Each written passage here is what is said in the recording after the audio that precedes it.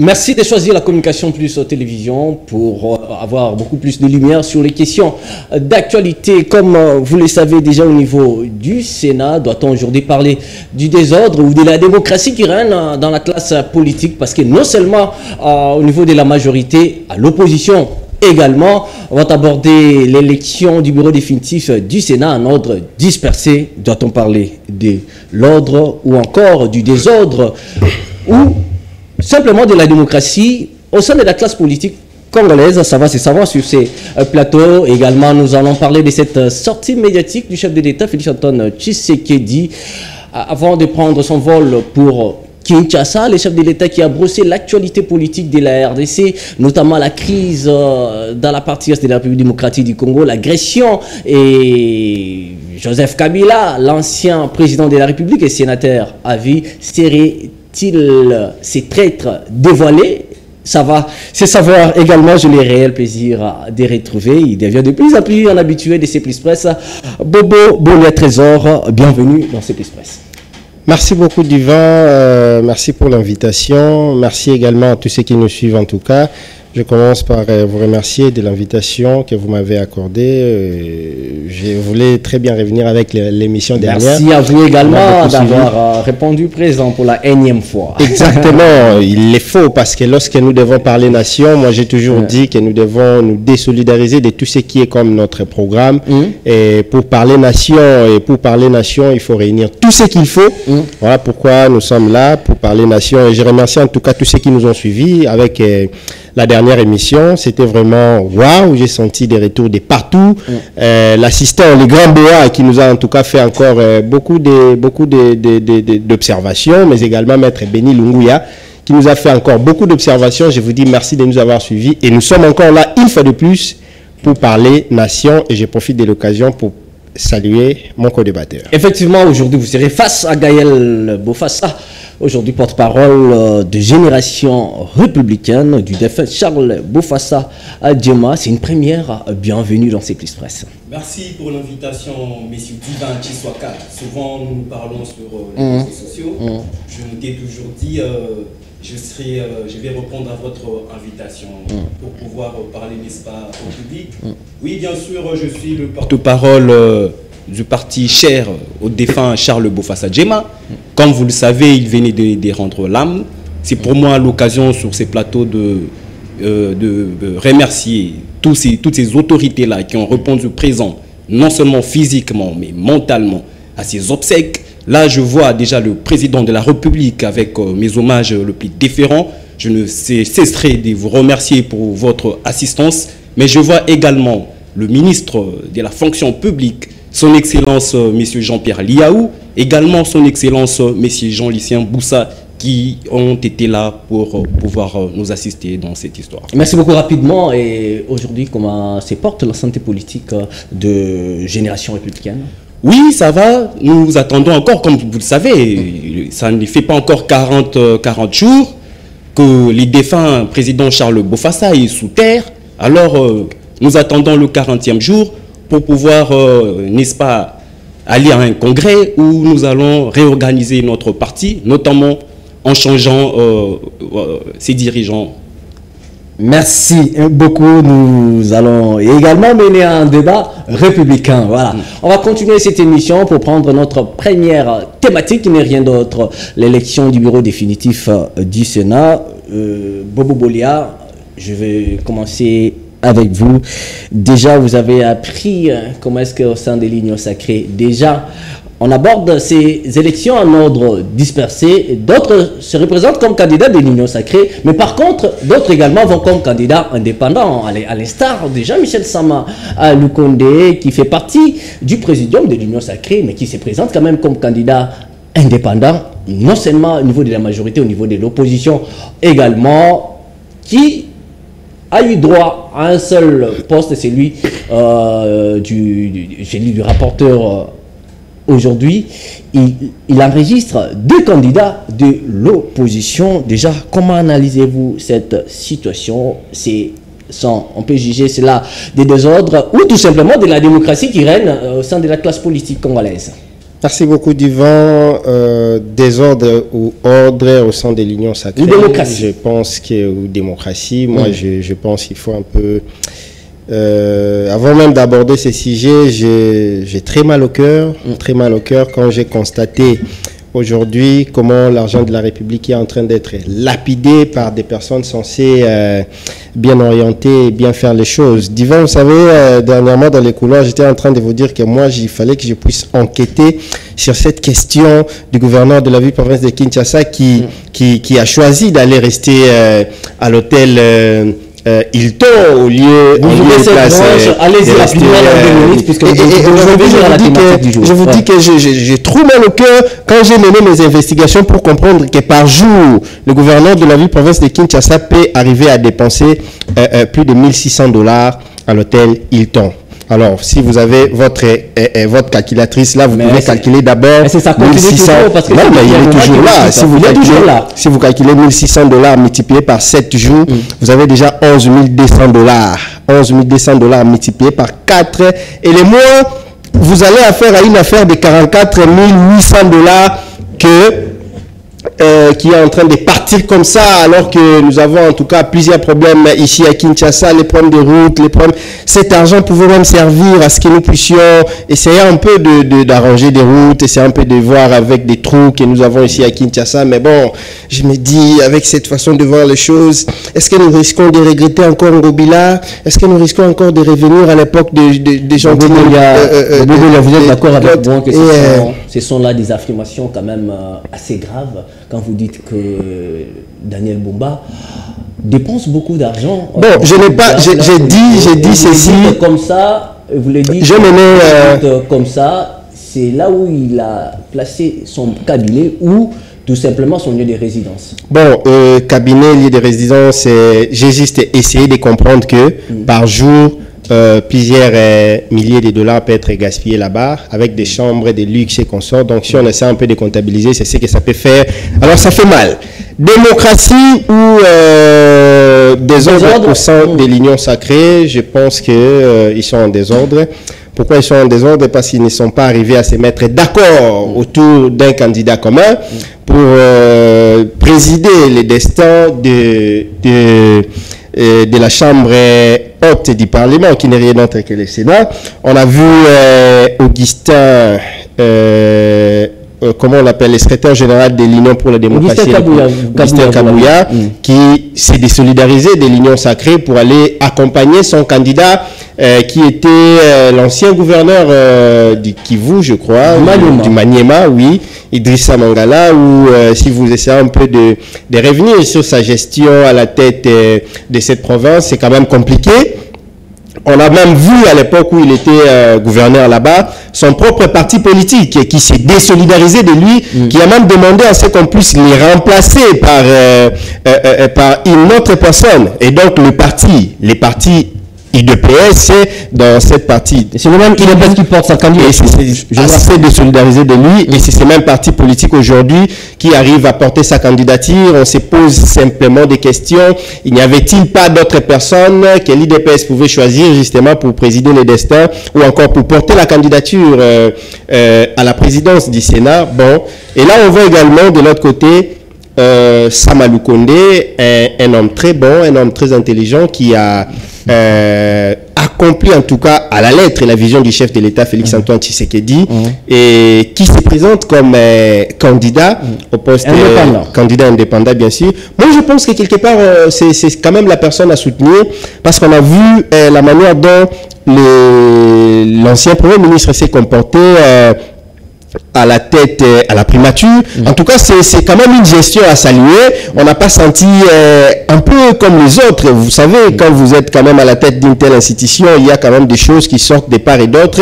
Mais le type a quand même bien fait les choses. Le type est resté dans la droite ligne du chef de l'État. Et je pense même c'est pour cette raison qu'il s'est présenté encore au niveau du Sénat pour être président de cette chambre, justement pour consolider les acquis qu'il a déjà commencé d'abord au niveau de la primature. Mais moi, je pense que l'Union sacrée de la nation devrait commencer par se constituer.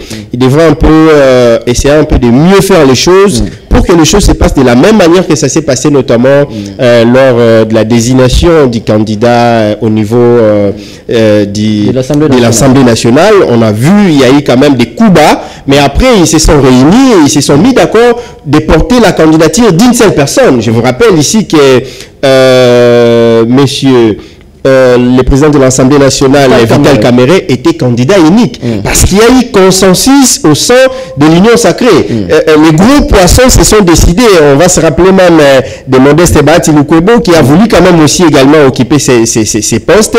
Mais au moins, ça a été tranché au niveau du présidium. Et je pense que c'est dans cette allure que devrait normalement faire l'Union sacrée pour la désignation, bien sûr, du candidat pour les postes du président du Sénat, mais malheureusement, il y a eu un désordre et tout le monde veut d'abord privilégier son intérêt. Mais je pense également s'il faudrait voir un peu sur le poids politique, bien qu'il peut être porté par l'Union pour la démocratie et le progrès social, s'il faut miser un peu sur le poids politique entre Sama et Idrissa Mangala, je pense que il n'y a pas de débat, mais à ce sujet, nous appelons également les sénateurs à beaucoup plus d'intelligence, à beaucoup plus de vigilance. Parce qu'il y a un nombre important de sénateurs au niveau de la Chambre haute du Parlement. Donc, en fait, j'aimerais rappeler ici que lorsqu'ils sont là, en quelque sorte, ce sont des représentants des provinces ou alors ils représentent les peuples congolais. Vous voyez, bien qu'ils sont d'une manière indirecte, ils représentent des provinces, mais en fait, ils sont l'émanation de la population. Je pense qu'il faudrait privilégier l'intérêt de la population et non l'intérêt des individus, parce que s'il faudrait rester dans cette logique de servir la population, c'est dans ce sens également que nous allons parler progrès, nous allons parler avancement de la République démocratique du Congo. Mais s'il faudrait parler dans le sens de l'intérêt de tout un chacun, là alors c'est dans ce sens qu'on va assister à des choses qui ne vont pas faciliter en fait l'avancement de la République démocratique du Congo. Merci beaucoup Bobo Bolia, Gaël Bofassa. Aujourd'hui, quand on parle de l'Union sacrée, on a comme l'impression qu'il y a un désordre organisé qui règne dans cette plateforme du chef de l'État, Félix-Antoine Tshisekedi Tshilombo. Aujourd'hui, la manière dont vous abordez l'élection du bureau définitif du Sénat, ne pensez-vous pas que vous confirmez la thèse selon laquelle les désordres règnent au sein de l'Union sacrée? Avant de pouvoir répondre à votre question très pertinente, d'ailleurs, je vais quand même me référer à mon co-débatteur. Parce que j'ai l'impression que ces débats... Allez-y, rapidement, vous voulez revenir sur Daniel Bumba? Non, pas du tout, je ne suis pas là pour défendre Daniel Bumba. Ok. Les débats semblent houleux, parce que je n'imaginais pas qu'un monsieur qui vient de l'école d'Elysée Sanga aura quand même quelques manques. Non. Je voulais que vous puissiez corriger. Je ne viens pas de l'école de l'Élysée Sanga. Je n'ai jamais été proche de l'Élysée Sanga. Merci beaucoup, Bobo Bolia. D'ailleurs, j'allais le faire rapidement. Bobo Bolia, c'est un journaliste indépendant qui aborde l'actualité. Prenez-le comme ça. Ouais. Autant pour moi. Parce que, vous savez, nous sommes de beaux fascistes. Et les beaux fascistes, dans notre logique, nous prenons de valeurs républicaines. Et dans les valeurs républicaines sont affiliées à certaines règles étatiques. Et dans ces règles étatiques-là, nous avons ce qu'on appelle la démocratie.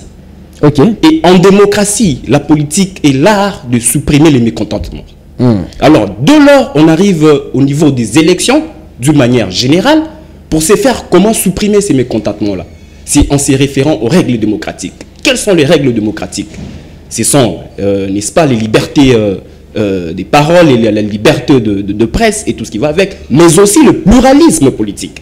Et dans le pluralisme politique, il est demandé à tout le monde de pouvoir s'exprimer au niveau des élections. Donc aujourd'hui, vous ne pouvez pas interdire un membre de l'Union sacrée que ça soit pour lui dire vous n'allez pas postuler parce qu'il faut laisser votre place à telle ou telle autre personne. Parce que déjà, s'il faut encore aller beaucoup plus en profondeur, vous allez vous rendre compte que l'Union sacrée a une charte. C'est-à-dire l'Union sacrée a une loi organique, a des règles organiques. Et dans ces règles organiques de l'Union sacrée, il n'est mentionné nulle part que dans chaque élection, des grands électeurs ou élections à suffrage universel, nous aurons qu'un seul candidat. Vous êtes sans ignorer que en 2023, en décembre 2023, lors des élections présidentielles, pour pouvoir choisir le président Tshisekedi comme notre candidat, il a fallu un congrès où tout le monde était d'accord pour dire ben, nous avons choisi Fachi. Donc l'Union sacrée doit se refaire à ses règles organiques et ces règles organiques n'interdisent pas qu'il y ait plusieurs candidats au niveau de différentes élections. Cependant, Messieurs Divin, ces règles organiques-là doivent s'accorder à l'histoire de la République. C'est-à-dire, dès l'avènement à son indépendance, la RDC a toujours respecté ce qu'on appelle géographie politique. Parce que c'est la géographie politique qui est le socle de la stabilité, non seulement sociopolitique, mais aussi socio-culturelle. Aujourd'hui, c'est bel et bien, moi je suis de l'Union sacrée. Et lorsqu'il s'agit de critiquer l'Union sacrée, je me suis jamais posé de questions. Je l'ai fait à cœur ouvert, parce qu'au-delà de tout, je suis d'abord congolais et patriote. Mais qu'est-ce qui fait qu'il y a d'autres candidats qui vont comme candidats de l'Union sacrée et d'autres qui vont comme indépendants? Comment justifiez-vous cela? Déjà, le président de la République lui-même, il était candidat à l'Union sacrée, mais il était indépendant au niveau des élections présidentielles. Donc nous sommes en démocratie, chacun a le droit de mettre sa candidature telle qu'il entend. Et au niveau de la géographie politique, aujourd'hui, moi je dirais, que ce soit l'Union sacrée ou l'opposition, lorsque vous êtes en train de déposer vos candidatures, vous devrez vous conformer à la géographie politique, parce que c'est la géographie politique qui est le socle de la stabilité sociopolitique. Aujourd'hui, moi je suis quand même, je vais interpeller les grands ténors de l'espace linguistique lingalaphone. Je suis quand même étonné de la manière que ça c'est le deuxième mandat du président Tshisekedi, et l'espace lingalaphone n'a jamais eu un dirigeant dans une institution étatique. Nous en avons 4. Nous avons des Bemba, nous avons des Boussa, nous avons des Liaou, des ténors qui peuvent combattre pour que l'espace lingalaphone aujourd'hui aussi puisse se retrouver. Moi, je ne pense pas. Est-ce que vous ne pensez pas que cette matière devait normalement être traitée dans l'Union sacrée? C'est une matière, je dirais, c'est une valeur déjà congolaise. Dès l'avènement de la RDC à son indépendance, on tenait toujours compte de cette optique-là. Mais moi, je ne comprends pas. Aujourd'hui, c'est comme si les gens commencent à oublier l'histoire, parce qu'on dit un peuple qui oublie son histoire, c'est un peuple qui n'a pas d'avenir. Moi, je souhaiterais que, je ne suis pas contre la démocratie, je l'ai défendue, tel que je l'entends, parce que moi, je suis quelqu'un de valeur, je viens de l'école de Bofassa.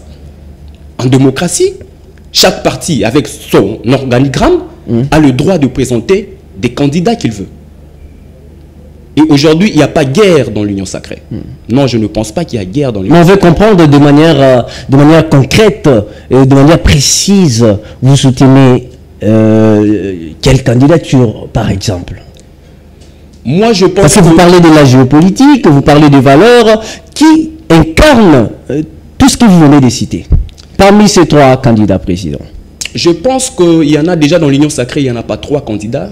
Il n'y en a pas 2 candidats, il y en a 3. Il y en a 3, je l'ai dit. Il y en a 3, oui.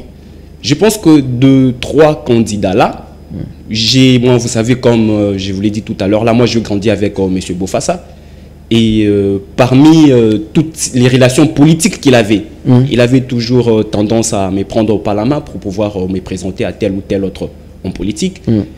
Et moi, j'ai eu la chance de côtoyer le vieux Jonas Mukamba, le patriarche. Donc, je connais. Vous soutenez la candidature de Jonas Mukamba? C'est pas en nom de mon parti que je le fais. Je le fais à mon propre nom. Je connais les valeurs. Parce que vous avez des affinités? Non, parce que je connais la personne ici. Je connais la personne. Je connais la personne et je connais ses valeurs. Et dès lors que je connais, c'est pas des affinités. Des affinités, c'est défendre, parce que tu as une relation avec quelqu'un, peu importe sa compétence, tu la défends quand même. Moi ici, je te parle des compétences. Des compétences que Samalou Konde n'a pas, des compétences que Idriss Mangala n'a pas. Ben justement, parce que ce sont les 2 concurrents directs du vieux Jonas Mukamba que vous soutenez. Idriss Mangala, il avait, excusez-moi, souvent je suis élégant, mais permettez-moi de parler aussi de Samalou Kondé. Parce qu'il a appris Samalou Kondé et nous fait montrer Samalou Kondé comme étant le candidat. Il a vu ses prouesses également au sein du gouvernement. On est en démocratie. Je respecte son choix. Alors, Idriss Mangala, je ne sais pas comment on l'appelle Mangala, il a démontré ses limites quand il était gouverneur de Mané. Mais quand vous parlez de la géopolitique, nous avons vu la province du Mané également qui a souffert ici, qui demandait même des postes. On a vu des manifestations et des lobbies ça et là pour demander ne serait-ce qu'une représentativité au sein des institutions. Aujourd'hui, sur l'Union Sacrée, au nom de l'Union Sacrée, parce qu'on a suivi tous Augustin Kabouya qui a accompagné Idriss Mangala, qui a présenté Idriss Mangala comme candidat de l'Union Sacrée. Non, attention, ne rentrons pas dans la confusion.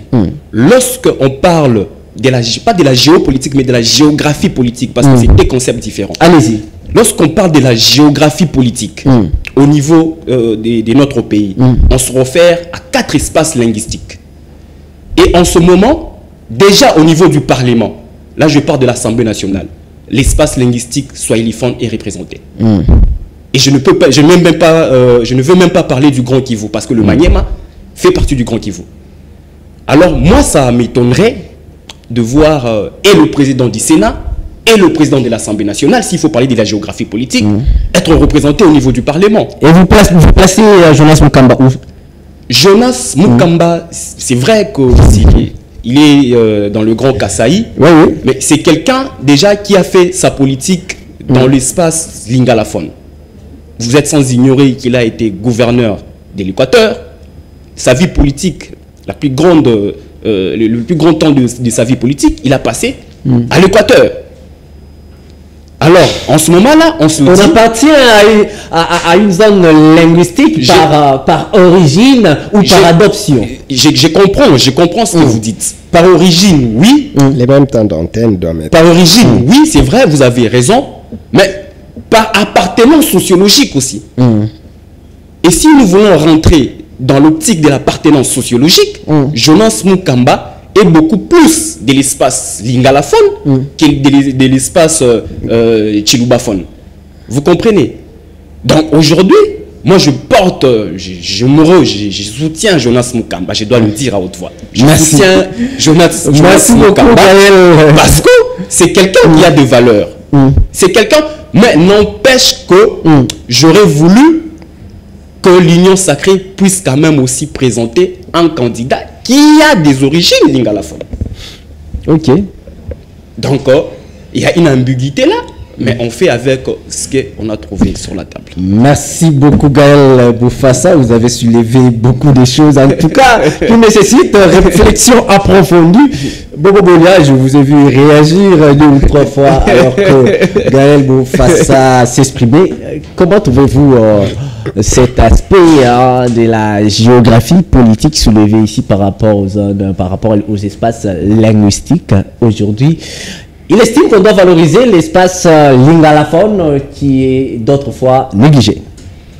Merci beaucoup Duvan. J'aimerais un peu rencontrer Gaël, qui j'ai senti un peu trop éparpillé. Trop éparpillé? Trop éparpillé parce que tantôt il est dans le vouloir une chose et son contraire et je ne sais pas qu'est-ce qu'il a voulu. Comment ça? Allez-y Bobo. Quand il dit c'est la démocratie, c'est-à-dire on peut laisser à tout le monde compétir.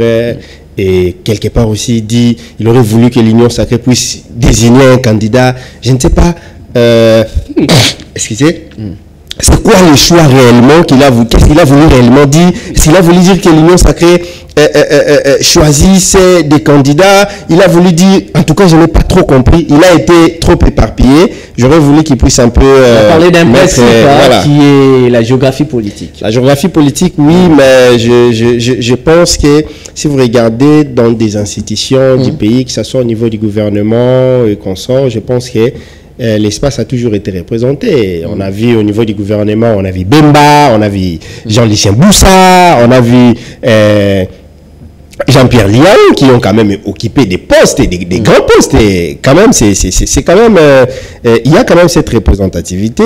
Seulement que lorsqu'il faudrait que nous puissions parler nation, il faudrait également voir quelles sont les valeurs qui correspondent à celui qui doit occuper un certain poste de responsabilité. Et surtout qu'il s'agit de la chambre haute du Parlement qu'on appelle la chambre des sages.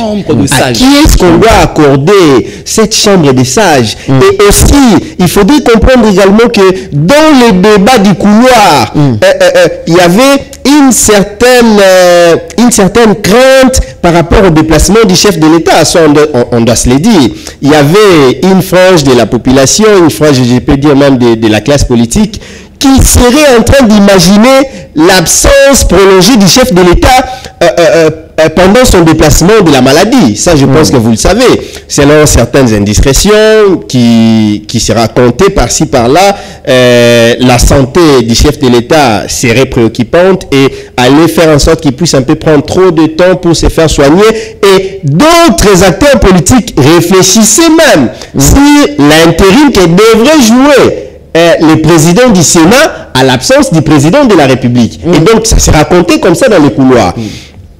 Alors, déjà, cette hypothèse est écartée. Cette hypothèse est écartée parce qu'aujourd'hui matin, le président de la République est rentré. Il est revenu au pays en forme après l'émission qu'il a réalisée hier en Belgique. Et je pense que cette hypothèse est déjà écartée. Ça, on met de côté. Alors, si on revient sur les valeurs, on a vu Sama Lukonde servir la nation à la tête du gouvernement. J'aimerais un peu mettre mon frère qui est en face de moi ici à défi, d'essayer un peu de relever un peu des choses qui peut qualifier, je ne sais pas, d'incongruité, qui peut faire en sorte que Sama Lukonde ne puisse pas hériter de la présidence de cette chambre. En tout cas, je ne suis pas ici pour parler de Sama Lukonde, mais partant des valeurs. Mais vous mettez là, vous mettez en balance Sama Lukonde et le doyen Jonas. Partant des valeurs, parce que je pense que Sama Lukonde, c'est l'homme qui a exécuté à 99,9% la vision du chef de l'État. Tout ce que le chef de l'État avait besoin de faire, je pense qu'il l'a fait. Et c'est dans cette logique même qu'on a parlé de Sama Lukonde 1 et Sama Lukonde 2. Si les types n'avaient pas bien travaillé, je pense que le chef de l'État allait même le mettre à côté parce qu'on a assisté l'autre fois à l'époque de Ilunga Kamba, où on a vu même la crise des institutions. Ce qui a fait en sorte que les types soient écartés, soient mis de côté avec notamment le ministre de la Justice à l'époque.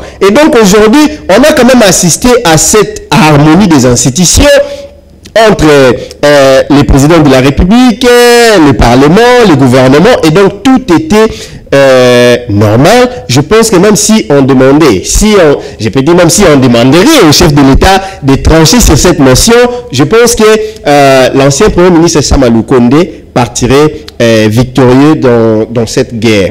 Alors, s'il faudrait revenir sur certains candidats, notamment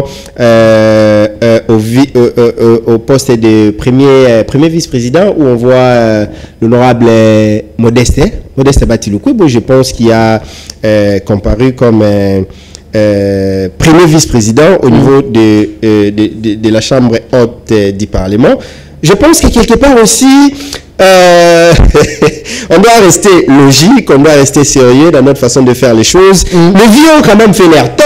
Hein? Je pense qu'ils doivent quand même laisser également le temps à ceux qui viennent après, à tous ceux qu'eux, ils ont formés comme fils idéologiques. Ils ont quand même des fils idéologiques qu'ils ont formés, qui doivent quand même également avoir le temps de s'exprimer, de servir la nation. On ne peut toujours pas assister à des mêmes personnes. Tu as été ministre de l'Emploi, tu as été ministre de ceci, tu as été ministre de ceci, tu as été ministre. Les aptitudes et la compétence. Non, mais par moment, on peut se dire que j'ai beaucoup servi la nation. Il est temps que mes fils idéologiques puissent également servir la nation. Ça aussi, c'est très important. Il ne faudrait pas que nous soyons toujours gourmands, le fait de toujours vouloir que ce soit nous. Un peu, on assiste un peu à cette monarchie d'octroi des postes et des responsabilités dans les pays. Quelque part aussi, ce n'est pas bon. On voit au niveau du Sénat, plutôt au niveau de la question. Moi, je salue en tout cas le courage et la bravoure de monsieur Moïse Koumbo.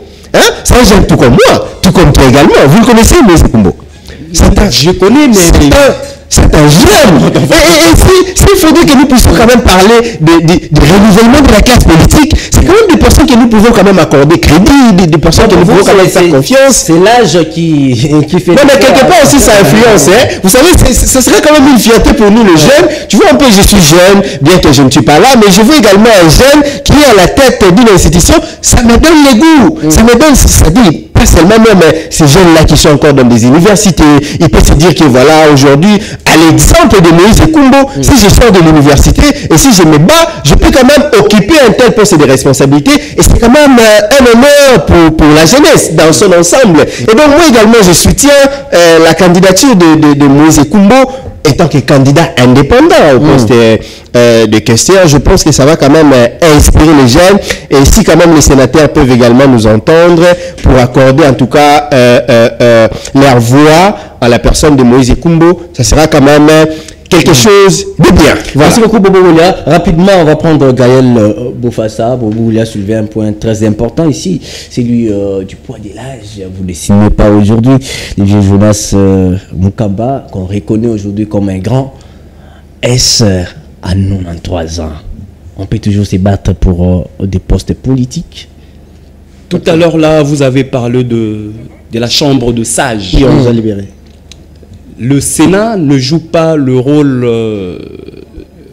principal au niveau du parlementarisme. L'institution qui joue le rôle principal au niveau du parlementarisme, c'est l'Assemblée nationale. Le Sénat joue le rôle d'accompagnement. Le rôle d'accompagnement. Ouais, le Sénat accompagne les décisions de l'Assemblée nationale. Est-ce qu'il va tenir encore 5 ans? Moi, je pense que ici, 3 ans, plus 5 ans, ça fera 90 ans. Nous les jeunes, nous avons besoin de voir aussi certains jeunes occuper de postes. Mais vous soutenez toujours ces vieux qui ont vraiment travaillé. Écoutez. Alors que vous avez besoin des jeunes. Laissez-moi parler. Allez-y. Vous avez montré à suffisance que vous étiez civilisé. Laissez-moi parler. Allez-y. Je pense que ce n'est pas une question de la jeunesse. Nous voudrons bien voir de jeunes travailler. Mais des jeunes compétents. Moi, je connais Moïse. Moi, je ne sais pas si lui connaît Moïse. Mais moi, je le connais personnellement. Moïse qui, allez-y. Nous voulons... On ne va pas entretenir... Moïse Ekumbo. Il est de la REP. Il s'est présenté comme indépendant, mais il est de la REP de Guy Luando. Il est de la REP. Je le connais personnellement. Il est de la REP. Qu'est-ce que vous voulez insinuer? Je dis tout simplement, nous voulons voir de jeunes compétents. Pas des jeunes qu'on ramasse au village et qu'on nous présente comme ça. Non. On vous comprend toujours pas. Qu'est-ce que vous voulez insinuer? C'est clair. Je veux dire, ceux qui sont capables de faire de l'agriculture, non quand on les fait de l'agriculture. Ce qu'ils font, qui sont capables, compétents pour faire de la pêche, qu'ils aillent faire la pêche. Laissez la politique aux politiques. Laissez la science aux scientifiques. On ne peut pas ramener un pêcheur pour pouvoir le ramener dans un bureau au perchoir du Sénat. Non, ça c'est insulter la République. Et de deux. C'est le cas pour les candidats d'arrêt que vous venez de citer, monsieur. De deux. Je n'ai pas dit que c'était son cas. J'ai dit... Mais soyez quand même clair. Pourquoi vous... C'est clair. J'ai été suffisamment clair dans mes propos. Je parle stylistique. Allez-y. Deuxièmement, je vais quand même, permettez-moi de rencontrer mon co-débatteur. Lorsque j'étais en train de parler de la géographie politique, en connivence avec le pluralisme, je n'étais pas éparpillé. Je vous ai donné 2 règlements et 2 principes. Le principe du pluralisme et le principe de la géographie politique. Ces 2 principes doivent s'accorder dans l'État, dans la nation. D'ailleurs, moi je parlais de la nation. Dans la nation comme la nôtre. Une nation qui est composée de 4 espaces linguistiques. Une nation qui est composée de plus de 450 ethnies. Alors, nous devons tenir compte de la géographie politique. Mais cette géographie politique doit s'affilier au pluralisme politique. Le pluralisme politique qui sort de la démocratie. Donc, si vous n'arrivez pas à comprendre ça, alors ce n'est pas moi qui va vous l'expliquer. allez faire vos... Donc c'est des principes qui placent Jonas Mukamba comme le candidat idéal. Oui, non, moi je dirais d'une façon matérielle, oui, mais d'une façon formelle, non. Pourquoi? Parce que moi j'aurais voulu, je répète encore, j'aurais voulu voir, par exemple, quelqu'un de l'espace Grand Équateur être candidat. Mais s'il faut aller d'une manière matérielle, telle que je le dis, Jonas Mukamba, c'est quelqu'un qui a beaucoup travaillé dans l'espace Grand Équateur. C'est-à-dire, sociologiquement, on peut les compter comme quelqu'un qui peut représenter l'espace linguistique Lingala Femme, s'il faut parler de la sociologie.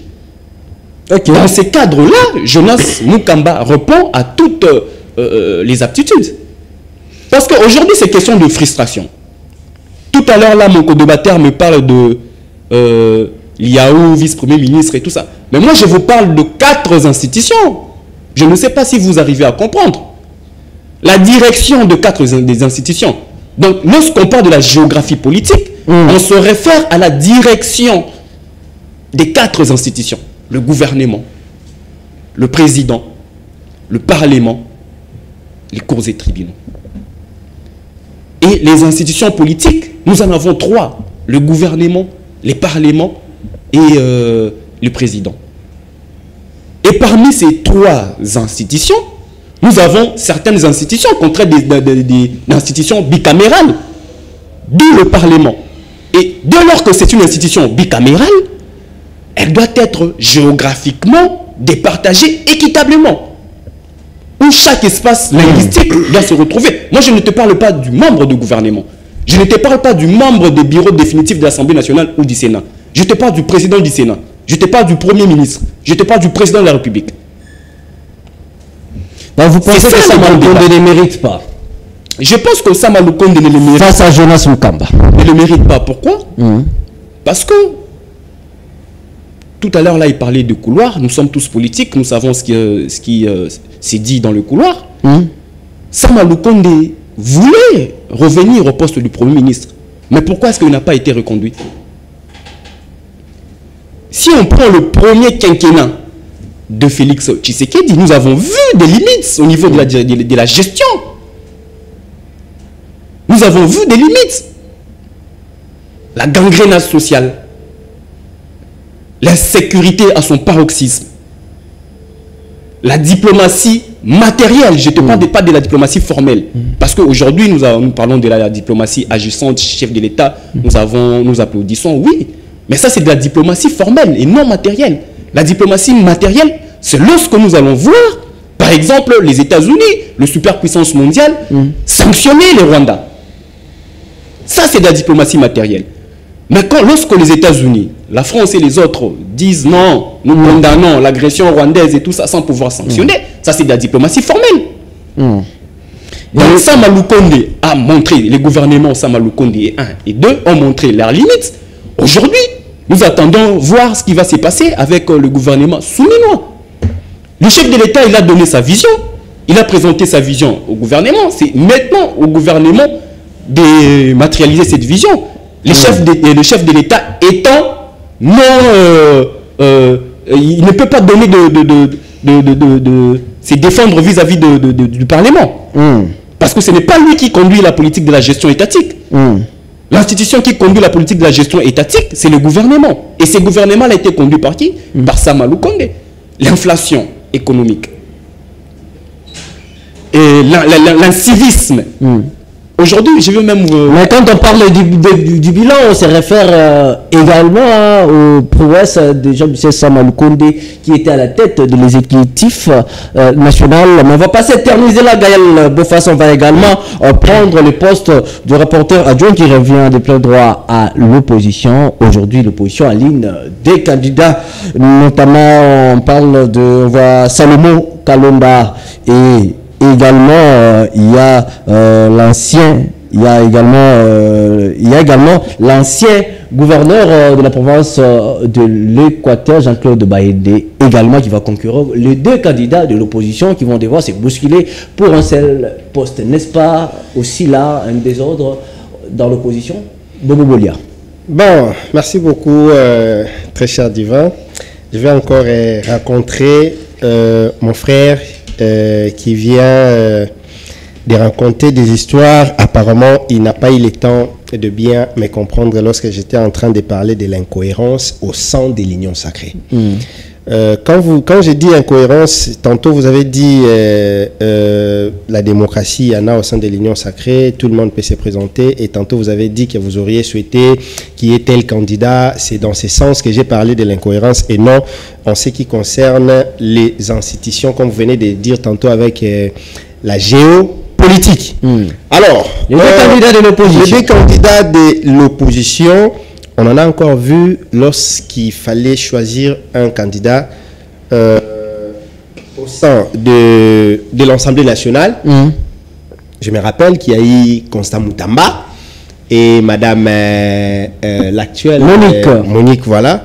Et puis, c'est l'opposition. D'ailleurs, l'opposition, depuis longtemps, a toujours été dispersée. Vous allez voir de l'autre côté Katumbi qui est dans son coin, de l'autre côté Fayoulou qui est dans son coin, Mouzitou également qui jusqu'à présent se réclame toujours de l'opposition dans son coin, Delis Sanga dans son coin, et même ils ne sont pas arrivés à un niveau de trouver un consensus pour dégager un candidat commun, d'abord lorsqu'il fallait partir au niveau de la présidence, et donc ils n'ont pas trouvé. Donc au niveau de l'opposition, c'est clair qu'ils partent en ordre dispersé parce qu'actuellement, on a même du mal à comprendre si ils marchent encore ensemble.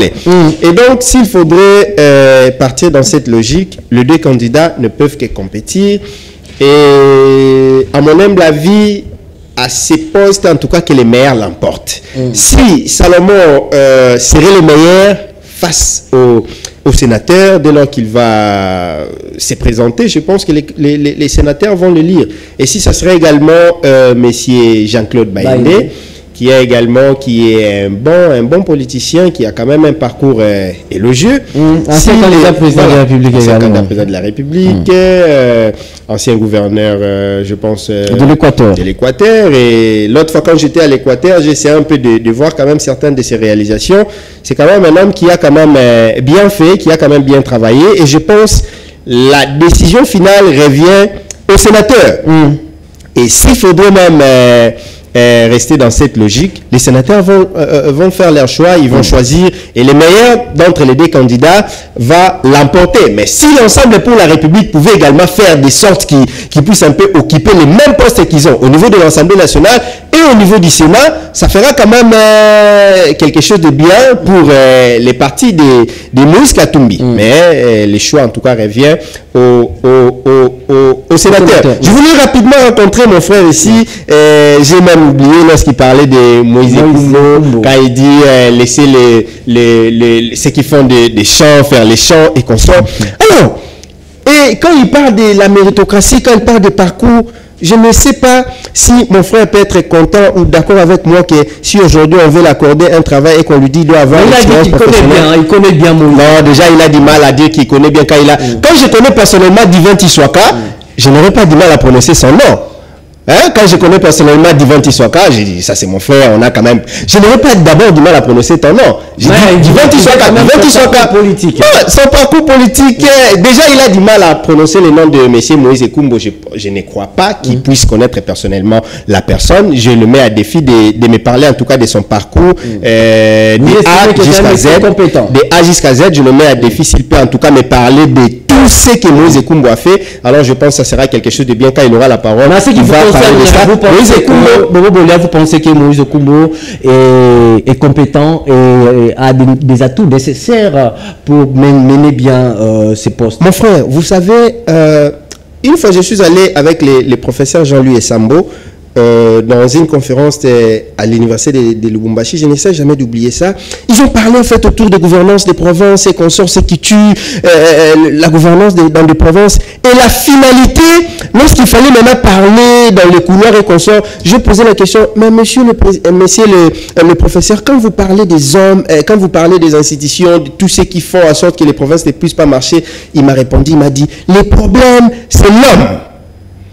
Vous comprenez? Le problème, c'est l'homme. En République démocratique du Congo, le problème, c'est aussi les hommes d'État. Ces hommes-là qui sont capables, et quand vous avez en face de vous quelqu'un qui a des valeurs, quelqu'un qui a des prouesses, quelqu'un qui a une moralité irréprochable. Je pense qu'on doit quand même aussi apprendre à faire confiance à ces hommes-là. On ne serait pas ici, nous sommes en train de parler politique bien sûr. Je ne vois pas le mal si quelqu'un hier faisait les champs et aujourd'hui se retrouve en politique. Je ne vois pas le mal. S'il faut servir la nation, s'il sera honnête, s'il sera sérieux dans sa façon de faire les choses, je ne vois pas le mal. Je ne vois pas le mal quand quelqu'un a passé son temps à l'université en train d'apprendre sur un domaine quelconque et lorsqu'il se présente pour servir la nation, je ne vois pas le mal. Vous voyez, ça aussi c'est le plus grand problème. Lorsque nous avons des jeunes qui ont des compétences, qui peuvent quand même bien servir la nation, et on doit quand même apprendre, nous qui sommes jeunes, à être quand même conséquents, à être quand même élégants, à soutenir ces jeunes-là. Et quand je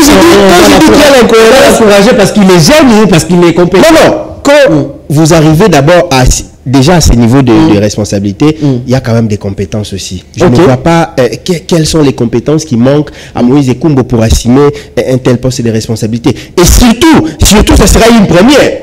Ça sera une première d'occuper une telle poste au sein du pays. Et pourquoi ne pas lui faire confiance? Pourquoi ne pas les laisser travailler d'abord? Parce qu'au Congo, c'est ça aussi les problèmes. On a tendance à juger les gens avant même qu'ils puissent, assumer des postes de responsabilité. Dès lors qu'il va assumer, aussi, il y a toujours ces histoires d'émotions alimentaires qui arrivent lorsque quelqu'un fait à peine une année, à peine 6 mois, on commence à lancer. C'est-à-dire, on doit d'abord laisser le temps à la personne de s'exprimer. Mon frère peut venir chercher du boulot chez moi, il me dit, bon voilà, je viens, j'ai un CV, j'ai travaillé ceci. Pour que je puisse prouver réellement que vous êtes compétent, il faut que je vous mette à l'œuvre. Je vous mets à l'œuvre, je vous dis, voilà, je commence maintenant à vous expérimenter au regard de tout ce que vous avez présenté. Si je trouve que vous êtes incompétent par rapport à tout ce que vous... Je vais directement vous relever de vos fonctions. Mais si je trouve, quand même, vous avez ces atouts-là de propulser mon entreprise de l'avant, je vais vous laisser travailler. Et c'est comme ça que nous devons apprendre à donner la chance aux jeunes. Hier, on parlait tantôt de l'expérience professionnelle de 5 ans pour accéder à des postes de responsabilité. Et jeunes, on a déploré cela. Comment vous pouvez me taxer de 5 ans d'expérience professionnelle alors que je viens à peine de sortir de l'université, j'ai des connaissances qu'il faut mettre à la disposition de la communauté. Je vais d'abord travailler pour prouver de quoi je suis capable et après, vous allez m'écouter. Mais côté quelqu'un alors qu'il n'a pas encore assumé un poste de responsabilité, je pense que c'est vrai de mettre les charros avant. Aujourd'hui, Gaël Bofassa, quelle est la position exactement de Génération républicaine à ce qui concerne l'élection du bureau définitif du Sénat? Et c'est par là qu'on va finir. Alors, avant de reprendre à votre... Vous êtes revenu sur ces propos. Allez-y rapidement. Allez-y rapidement. Vous avez que 3 minutes. Je dirais votre timing. Vous savez, une des raisons accomplie raisonnablement est une servilité à la bassesse. Il faut encourager la jeunesse. Il faut encourager la jeunesse aussi. Attention, la jeunesse compétente, j'insiste. Aujourd'hui, nous parlons du bureau de la Chambre haute de la République. Un bureau qui demande des gens avec un certain cursus, non seulement scientifique, mais aussi politique. Un bureau qui demande des gens qui ont une certaine expérience professionnelle.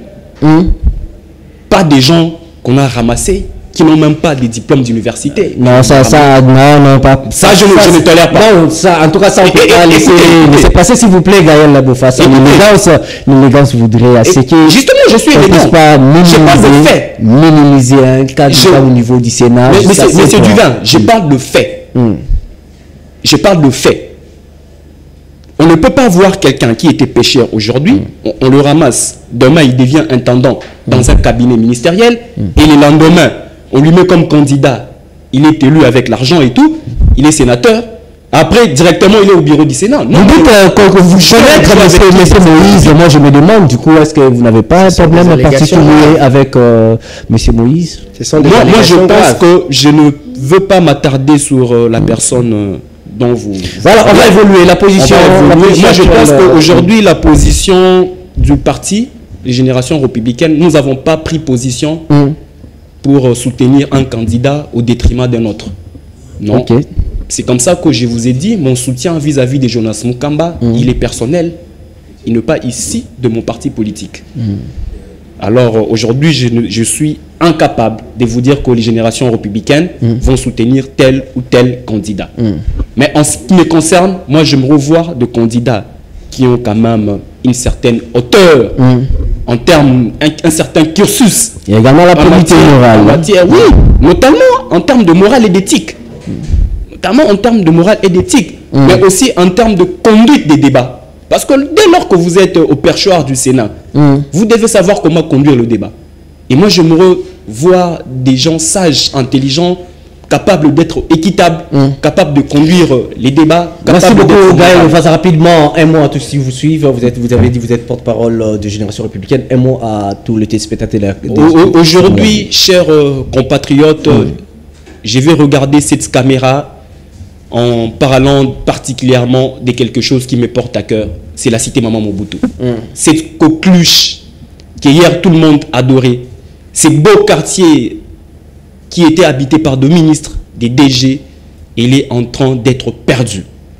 J'interpelle les autorités compétentes à aller voir le cas de la cité Maman Mobutu.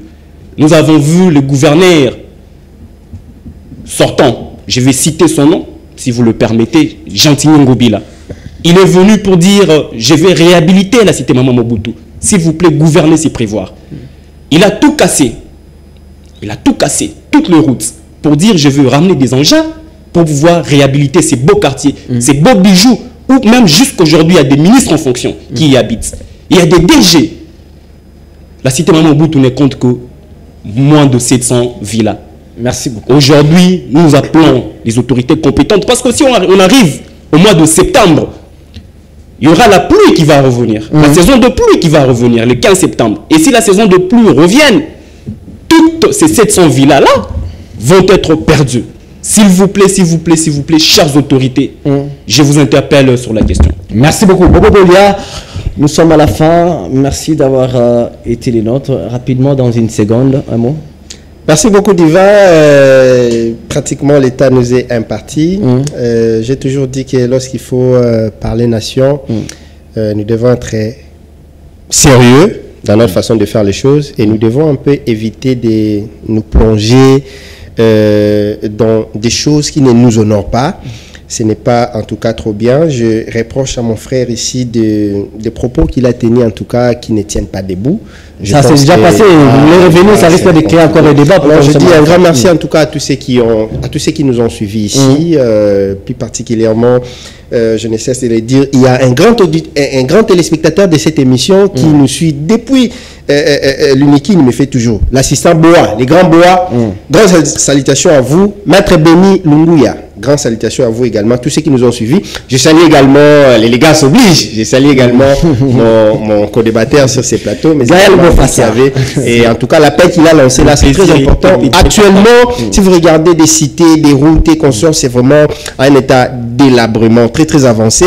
Prochainement, j'aurais même voulu qu'on parle un peu de cet état de la ville-province. En tout cas, parce qu'il y a un peu va en parler prochainement. Merci beaucoup. La saison de pluie s'annonce déjà et les choses risquent encore de se compliquer davantage si au préalable les dispositions ne sont pas prises. Merci beaucoup. Merci à vous également, Gaël Bofassa, d'avoir l'invitation. C'était une première, mais je ne pense pas que ça sera la dernière. Merci à vous également. Je sais que vous étiez en tout cas très nombreux à suivre votre magazine C+ Presse sur la communication plus télévision. Merci de nous faire confiance et surtout restez branchés sur les antennes de C+ Télévision.